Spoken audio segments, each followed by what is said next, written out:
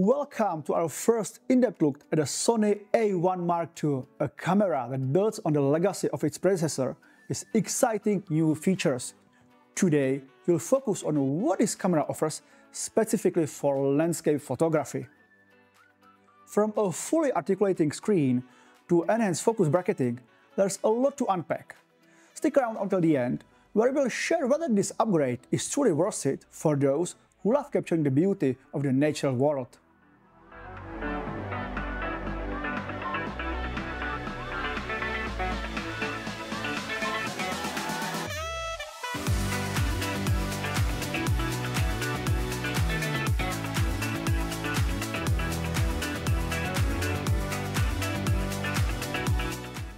Sony has introduced the Sony A1 Mark II, the successor to the widely praised Sony A1.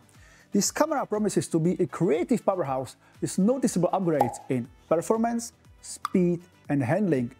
But how does it stack up for landscape photographers? Let's dive in to see what makes this flagship camera a compelling, though not flawless, option for capturing the great outdoors. At first glance, the Sony A1 Mark II may resemble its predecessor, but a deeper inspection uncovers some well-considered improvements. The grip is slightly larger, making the camera easier to hold, which is especially beneficial when working with heavier lenses for landscape photography. The dials and buttons remain mostly unchanged in layout, but there are updates worth mentioning. The locking top light control dial no longer features exposure compensation markings. Additionally, the stills, video, and SAQ modes have been relocated to sub-dial instead of being part of the mode selection dial. The drive select dial now includes a disable option, allowing photographers to manage drive mode exclusively through the menus. It's handy for simplifying workflows. One of the most significant upgrades is the fully articulating rear screen. You can see? Perfect. On the original Sony A1, the screen could only tilt up and down, limiting its usability for vertical or challenging compositions, a frequent scenario in landscape photography. The Mark II comes with a multi-directional tilting mechanism, offering much-needed flexibility for shooting at unconventional angles. Finally, this improvement is a game-changer for capturing low-to-the-ground foreground elements or framing overhead shots against dramatic skies. It's also a bit larger and higher resolution than the A1 Mark I. Personally, I consider the tilting mechanism of the display on the A1 Mark I to be one of the biggest issues with this camera, and I have never understood why Sony chose this design. This system isn't new for Sony. It's something we have already seen, for example, in the A7R5 model. The A1 Mark II retains the 50-megapixel full-frame sensor from its predecessor, but pairs it with an upgraded Bionz XR image processor. This combination offers high dynamic range and high image quality even in challenging lighting conditions. Despite using the same sensor as Mark I, Sony claims the A1 Mark II will have improved image quality at mid to high ISOs thanks to its improved image processing engine. Whether it's true or not, you can judge for yourselves by checking out the high ISO test raw files. You can find them in the description below the video.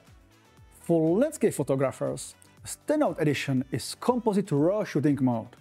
Unlike Pixel Shift, this feature reduces noise by capturing 4 to 32 raw images and combining them via Sony's Imaging Edge software. The approach is ideal for low-light scenes like twilight or astrophotography, enhancing tonal gradation without increasing resolution.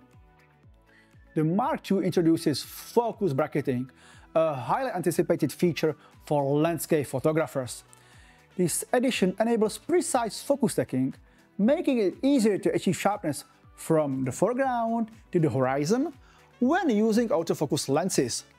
While manual focus stacking has been an option, this automation significantly streamlines the process, especially in time-sensitive situations like changing light conditions. While the updated autofocus system with 759 focus points and AI-driven tracking is impressive, it's less critical for landscape photography. Similarly, The 30 FPS bird shooting and pre-capture modes are tailored more for wildlife or sports shooters. However, these features can be a bonus for photographers who also capture dynamic scenes like storms or waves crashing. The A1 Mark II retains its robust video capabilities, making it a dual-purpose tool for landscape photographers who also produce video content. Updates include tracking in all modes during video, support for importing custom LUTs, and the addition of S-Cinetone for cinematic footage.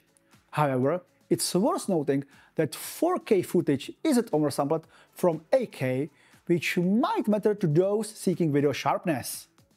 Sony has pushed stabilization further with 5-axis optical image stabilization, offering up to 8.5 eV of compensation.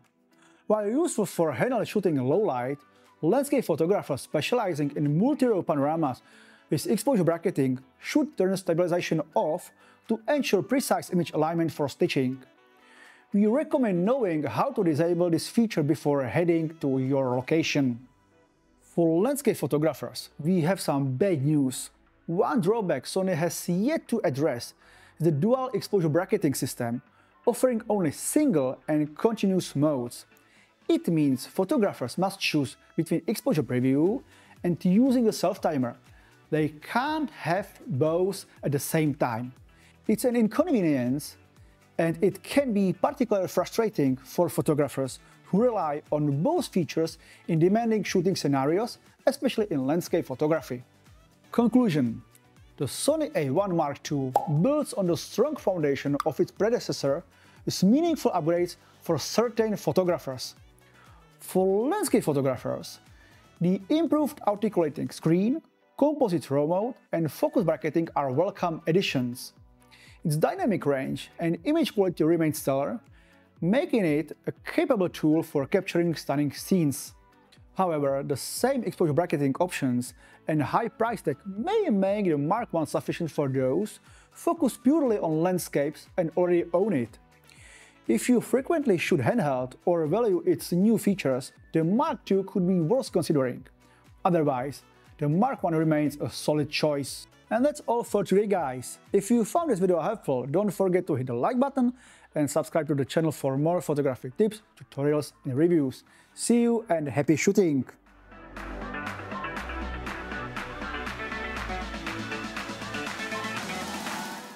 By the way, have you heard that you can join us on our exclusive photography expeditions to Lofoten and Iceland? If you want to know more, check the link below.